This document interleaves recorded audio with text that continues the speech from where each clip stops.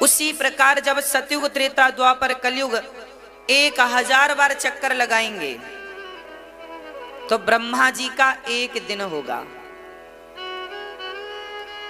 ब्रह्मा जी का एक दिन इतना बड़ा, ऐसे ब्रह्मा जी की 100 वर्ष की आयु है। अभी ब्रह्मा जी लगभग 50 वर्ष के हो चुके हैं। मतलब कि चल रहा है इस मनवंतर का ब्रह्मा जी के एक दिन में 14 मनवंतर होते हैं। एक मनवंतर 73 चतुर्युग का होता है। हाँ, 73 चतुर्युग का एक मनवंतर होता है। और अभी वैवस्वत मनवंतर चल रहा है और इस वैवस्वत मनवंतर का ये 27वां कलयुग चल रहा है। इसके पहले जो द्वापर युग था वो भी वैवस्वत मनवंतर में था। इसके पहले जो त्रेता युग था वो भी वैवस्वत मनवंतर में था। इसके पहले जो सतयुग था वो भी वैवस्वत मनवंतर में था। इस मनवंतर में कितने युग बीतने हैं? 73, जिसमें से 27वां युग चल रहा है। जब ब्रह्मा की 100 साल की उम्र पूरी हो जाती है तब भगवान विष्णु अपनी एक पलक झपकाते हैं। भगवान नारायण अपनी एक पलक झपकाते हैं। ऐसी सृष्टि का क्रम चलता है। ये सृष्टि के बारे में यहां सब भागवत जी में लिखा है, 2 स्कंध में। तो भगवान क्या करते हैं? विश्वोत्पत्त्यादि है तवे। ये विश्व की उत्पत्ति करना, पालन करना और संहार करना ये भगवान का काम है, हमें बनाना। अच्छा, भगवान का हेड ऑफिस कहाँ है? कोई कहे कि भगवान से मिलना है तो हेड ऑफिस बताओ। भगवान का हेड ऑफिस कौन है, कहाँ है, पता है आपको? मैया जी, ओ मेरी माँ, आपको पता है भगवान का हेड ऑफिस? नहीं। मैया आपको पता है? भैया जी आपको पता है? नहीं होंगी। कहां से खून मंगाया होगा, कहां से नसें मंगाई होंगी, कहां से चमड़ी मंगाई होगी, कहां से नाखून मंगाए होंगे, कहां से बाल मंगाए होंगे। हाँ, तो भगवान ने मां के पेट में आपको 9 महीने में बिल्कुल रेडी कर दिया कि नहीं? 9 महीने में पूरा प्रोडक्ट रेडी है। बताओ सप्लाई कहां करनी है? तैयार है। परमात्मा की फैक्ट्री क्या है? मम्मियों का पेट भगवान की फैक्ट्री है। हर माँ का पेट, चाहे वो गाय माता का पेट हो, मतलब चाहे शेरनी का पेट हो, शेरनी के पेट में भी निर्माण चल रहा है, वहां शेर के बच्चे बन रहे हैं। हाँ, बिल्ली के पेट में भी बिल्ली के बच्चों का निर्माण कार्य जारी है। हाँ या ना? तो भगवान का हेड ऑफिस क्या है? भगवान पेट में बैठकर ही मां के यही सृष्टि चला रहे, यही बना रहे, निर्माण यही है। हाँ, इसलिए जो हमारा पालन पोषण, हमारी आंख सही जगह लगाई, कान सही जगह लगाई। अच्छा, विचार तो करो, आपको क्या लगता है बिना लगाए आंख लग गई होगी? कोई तो होगा ना मां के पेट में, तब तो सही बना। अच्छा, आपकी आंख खराब हो जाए किसी कारण से तो डॉक्टर को आंख का ऑपरेशन करने में 5-5 घंटे लग जाते हैं कि नहीं? और फिर भी ठीक हो पाएगी इसकी कोई गारंटी नहीं है। एक आंख का काम बड़ा नॉर्मल है। शरीर के अंग, किडनी का ऑपरेशन, तो फिर इसका ऑपरेशन, तो माइंड का ऑपरेशन, तो ब्रेन का ऑपरेशन, तो इसका ऑपरेशन, कितना टाइम लगता है। और भगवान ने सारी चीजें मां के पेट में जाकर के सब सेट कर दी 9 महीने में। कर दी कि नहीं? अच्छा, आपकी उंगली यहां लटक रही होती तो, कान यहां लगा दिया होता भगवान ने तो, नाक यहां लगी होती तो, भूल गए भगवान। कई बार भूल जाता आदमी, पर भगवान ने आज तक भुलाया कभी कि किसी की नाक यहां लगी हो? क्या बात कर दी हमने। सुखदेव जी कहते हैं, इंद्र तुम्हारे स्वर्ग का अमृत तो कांच के टुकड़े के जैसा है, कोई कीमत नहीं है इसकी। हमारा भागवतामृत तो तुम्हारे स्वर्ग के अमृत से करोड़ों गुना श्रेष्ठ है। इंद्र बोले कैसे? सुखदेव जी बोले सुनो, स्वर्ग का अमृत कोई पी ले तो उसे स्वर्ग ही मिलेगा, पर कछा अमृत कोई पी ले, कछा भी एक अमृत है, कछा अमृत कोई पी ले तो स्वर्ग नहीं भगवान का गोलोक धाम उसे प्राप्त हो जाता है। अमृत पीने वाले को भगवान कभी नहीं मिलते, पर कछा सुनने वाले को भगवान निश्चित मिलते हैं। तो तुम्हारा अमृत भगवान को नहीं दिला सकता, स्वर्ग का सुख तो दिला सकता है, अमरता तो दिला सकता है, पर भगवान नहीं दिला सकता। इसलिए तुम्हारे अमृत से श्रेष्ठ हमारी भागवतामृत है। और ये देवता लोग इतने कंजूस हैं, इतने कंजूस हैं, इतने कंजूस हैं कि आप पूछो ही मत। अब सोचो कि अमृत कब निकला था? सतयुग में समुद्र मंथन हुआ था तभी तो अमृत निकला था। और निकला कितना था? एक घड़ा। एक घड़ा बोले तो 10 लीटर मान लो, और बड़ा घड़ा रहा होगा तो 20 लीटर मान लो, बस इतना अमृत निकला था। और सोचो ये देवता कितने चतुर हैं, कितने लोग आए और कितनों को अमृत पिलाया, और अभी तक अमृत इनका बचा है। तो ये कितना कितना पिलाते होंगे। हमें तो लगता है ये पिलाते नहीं होंगे, सुंघा देते होंगे बस। एक बार 3 कंजूस थे। गांव के लोगों ने उनको कहना शुरू कर दिया, यार तुम लोग बड़े कंजूस हो। तीनों ने सुना कि यार सब लोग हमें ताने मार रहे हैं, हम बड़े कंजूस हैं। तो तीनों ने कहा चलो आज बाजार चलते हैं, कुछ ऐसा लाते हैं खरीद के जिससे हमारी कंजूसी का आरोप चला जाए, लोग ना कहें। ठीक है,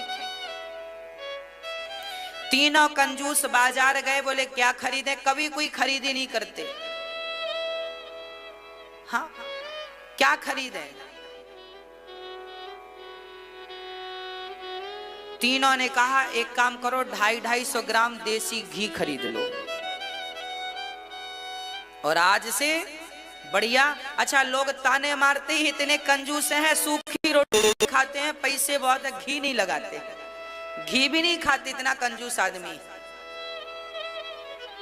सोचता है घी में खर्च हो जाएगा। तो गांव के लोग जब ताने मारे कि तुम कम से कम घी में रोटी में घी तो लगाओ, तो तीनों कंजूस गए 250-250 ग्राम तीनों घी खरीद के लाए, और सबको देखो, अब मत कहना देखो घी लाए हैं, घी गांव वालों को दिखा रहे हैं। घर पहुंचे तीनों कंजूस, 1 महीने बाद फिर इकट्ठे भये। तो एक ने कहा कहो तुम्हारा घी कितना खर्च हुआ? एक ने कहा हमारा घी तो लगभग पूरा ही खर्च होने को है, बस थोड़ा सा बचा है नीचे नीचे का। अरे राम राम राम। दूसरा बोला राम राम राम, इतना खर्चीला हाथ तेरा कैसे हो गया? 250 ग्राम घी तू 1 महीने में खा डाला? बोले हाँ। अरे ऐसे कैसे खाता है? उसने कहा मैं 1 रोटी ऊपर की चुपड़ता हूँ, 1 रोटी नीचे की चुपड़ता हूँ, पूरी रोटियां खा लेता हूँ, ऐसे खा रहा हूँ, तो 250 ग्राम घी महीने भर को हो गया। दूसरा बोला राम राम, तू तो बड़ा खर्चीला, इतना खर्च। तो दूसरा बोला तेरी क्या स्थिति है, तेरे पास कितना बचा? अरे बोला हमारे पास तो अभी 250 ग्राम में आधा घी रखा है, ज्यों का त्यों बिल्कुल फ्रेश, आधा। अरे तो तू खाता नहीं है? खाता हूं। कैसे खाता है? बोले मैं सारी रोटियां बनाता हूं, एक धागे में घी में धागा डुबा देता हूं सलाई, और रोटियों में नीचे से ऊपर तक फेर देता हूं। हाँ? धागा में घी लगाता हूं, सुई का धागा घी में डुबाया, और मैंने सारी रोटियों में घुमा दिया। या तो सलाई ली और पूरी गीली की और नीचे से ऊपर तक लगा दी। तीसरा बोला राम राम, तुम दोनों बड़े खर्चीले हो, 1 नंबर के खर्चीलो। बोले तेरा कितना घी बचा? बोला हमारा 250 ग्राम लाए थे, 250 ग्राम में पूरा ज्यों का त्यों रखा है। तो क्यों खाता नहीं है? अरे खाने का क्या है? मैं जब रोटियां बनाता हूं तो मैंने कांच की शीशी में घी भर रखा है, रोटियां बनाता जाता हूं, शीशी घुमाता जाता हूं रोटियों में, और जब खाने बैठता हूं तो ढक्कन खोल लेता हूं, खुशबू आती है, सारी रोटियां खा लेता हूं। इंद्र भी ऐसे ही होंगे। अमृत जिस घड़े में भरा होगा उसका ढक्कन खोल लेते होंगे और बैठ जाते होंगे, तभी तो वो अमृत चला आ रहा है। सुखदेव जी बोले हमें अमृत का लालच मत दिखाओ, हमारी तो कथा ही अमृत है। कथा गोपियों ने गोपी गीत में कहा है ना, तब कथा अमृतम तप्त जीवनम। कथा अमृत है, इसलिए हमें कथाओं के अमृत का पान करना चाहिए। सुखदेव जी कहते हैं इंद्र हम आपका सहयोग नहीं कर सकते, आप जाओ। इंद्र जब गए तो इंद्र ने एक तराजू पर, जब राजा परीक्षित की सदगति हो गई तब एक तराजू पर, एक पलड़े पर भागवत को रखा, एक पलड़े पर स्वर्ग के तमाम सुखों को रखकर तौल कर देखा तो भागवत का पलड़ा सबसे भारी था। भागवत का कोई पार ना पा सका। इंद्र को आश्चर्य हुआ, प्रणाम किया, हे प्रभु कहाँ हो? तब कहा, तब भगवान प्रकट हो गए। मैं भगवान भागवत से प्रकट हो गए। प्रभु आप यहाँ? भगवान बोले हम तो यहीं रहते हैं। भगवान कहाँ है? भागवत में है। प्रकट हो गए भगवान।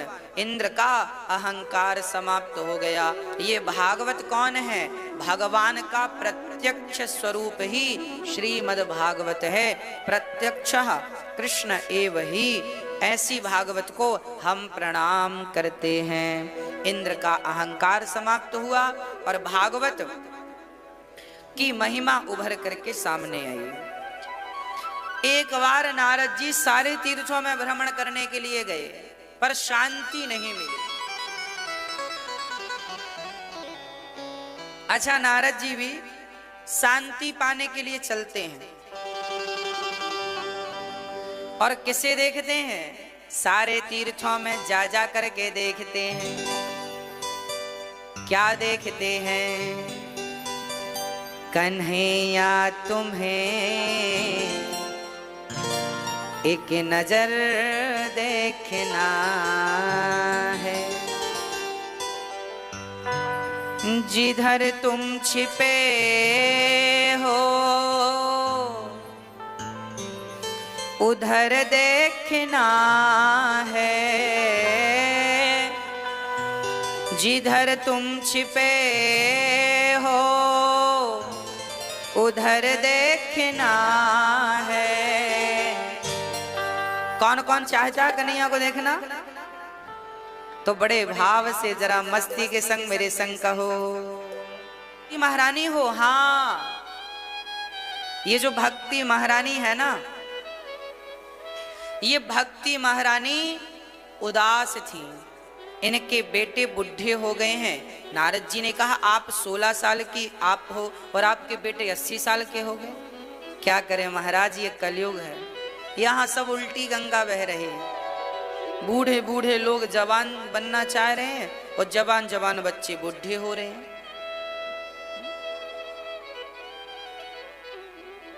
आज यही दौर चल रहा है। आप किसी बूढ़े को एक बार बूढ़ा कह दो, देखो बुरा मान जाए। हमें बूढ़ा कह दो, हम बुढ़े हो गए क्या?